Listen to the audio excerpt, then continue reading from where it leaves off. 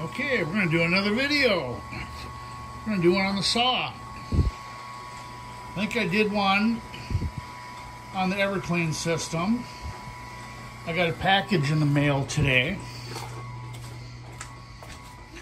Look what I got. It was quite a bit cheaper than going through Highland Park, and these guys haven't pissed me off. Highland Park tends to do that because every time I order from them, there's a problem. So, I don't know if you noticed, there's one missing out of that box. It's in the Everclean right now. The one that was in the Everclean, I put a cap on. It's sitting outside in the sun. We're going to see how much precipitates out of it. But let's look at what I did with the saw. Before, this right here, this thing was what I was using. It was pinned up to the top, you know, in front of the blade, you know, basically like that. And that stopped the oil from splashing forward all over the glass so I could peek in there. Now, let's turn this light off so we're not looking into a glaring light. Now, as you can see, I put a piece of plastic in there. Went to Axeman in St. Paul, and I bought this material, and I don't know what it is. It's weird material, but it worked. I cut it to size. It turns out this little bite for the rails I didn't need to do. However, it goes down past the bottom back of the saw so that when the thing is closed, it's below the level of the splash. And all that splash, well, isn't that nice? That's the internet's first sneeze caught on film, right? Oil comes up, hits here, it hits up in here, it stays. There's no more of this crap with the oil shooting out the seam here, which is annoying. And I went all the way across because that'll help keep some of the oil that actually splashes over here. It'll force it to fall down and wash the stuff off. At least that's my theory. This is all one piece. As you can see, it's held in place with magnets from the inside of a hard drive. And then there's one in the center up here that's held in place from both sides. There's a magnet on the other side too, because of course magnets won't stick to the plastic, the glass, or whatever you want to call it. And it works wonders.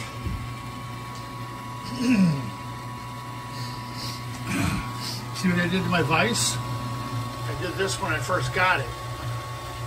I didn't notice that the little thingy here slipped backwards. And when I tightened it, I busted it. It doesn't stop the function, it just makes it a little bit less convenient.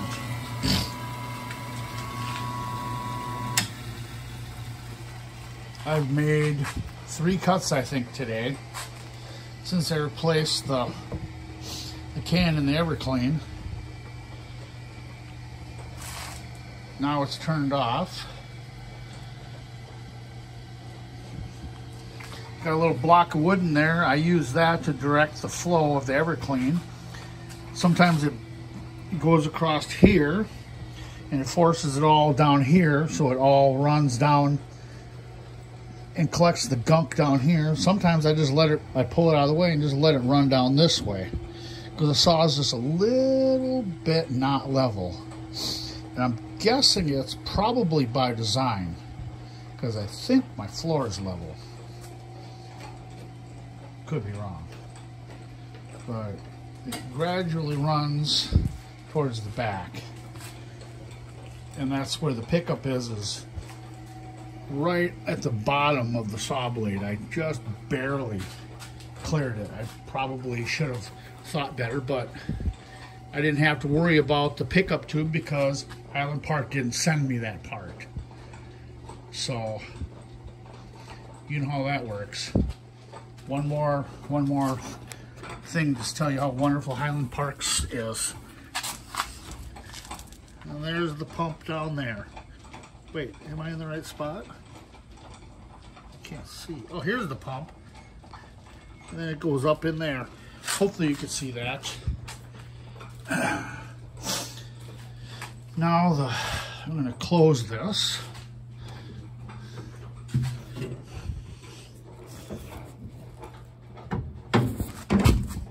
Now we'll open this up. And it's done spinning. I've only done a few cuts. I don't know if you can see, but look how clean that oil is in there right now. That's a pretty nice clean oil.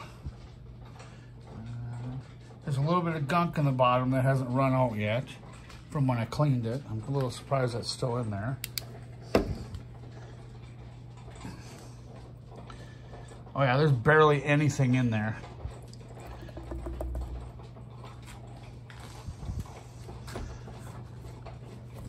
So, it's got some gunk out. I left the Everclean running all day. I pinned the saw lock open and then let the saw run all day while I was at work with the Everclean going. But I left the chain attached so if it popped, it would turn the saw off before it hit the end of the run. And when I got home, the canister was completely full. So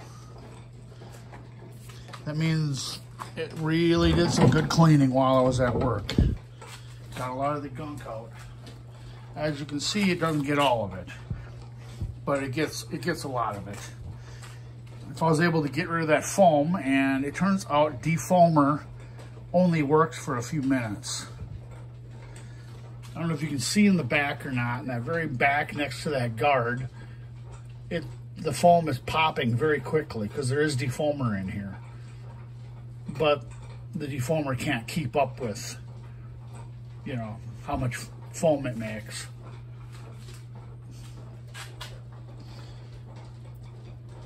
But as it turns out also, down here, there are two little set screws and they're pretty close to each other.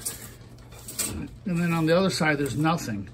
Well, yesterday, I came out after I was checking a cut and discovered the entire arbor had moved. See how there's two lines there in that? There's not supposed to be. There's only supposed to be this one right here. This one on the right, the arbor, that little collar came loose for some reason, and the arbor was way out. And instead of having this real close, it was way out here, like a ½ inch. And I looked at that and I said, that doesn't look right. Something is wrong here and I don't like it. And I was thinking expensive repairs. But I got a rubber hammer and tapped. I tapped the nut this way, and sure enough, it went into place. And I looked at that and I said, now how in the heck did that happen? And I looked over here and discovered there were two set screws that were loose. So now they're tight. And I guess in the future I'm gonna have to keep an eye on that. I suppose I can turn this back on. Look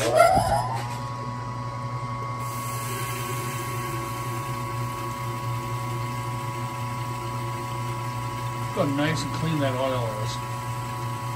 Right now, it's really the only good thing I can say about HP is that this thing has done an incredible job of cleaning up the oil. I was hesitant based on what a few people said, but I am glad I bought this. And I'm cutting some mushroom rhyolite right now. It's not the best. I don't like this as well as some of the stuff I've had, but it's much better than some of the other stuff I have had. And this is what I do with my slabs afterwards.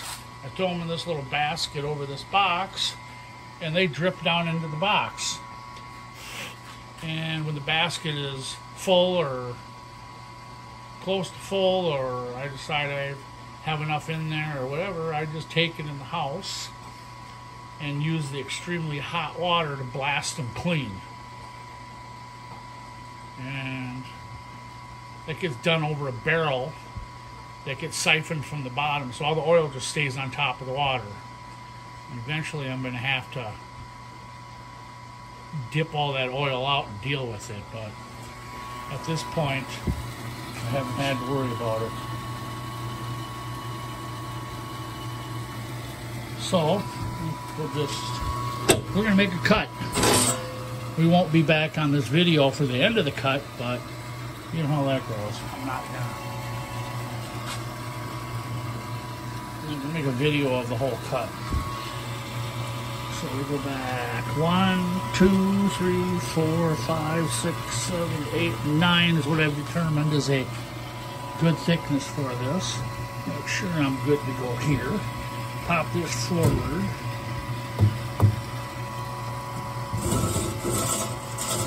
Just barely touching. This, that act right there, that is what I forget the most. I've walked away from the saw, come back, and it hasn't moved because I forgot to do that. That is the hardest thing to remember for some reason.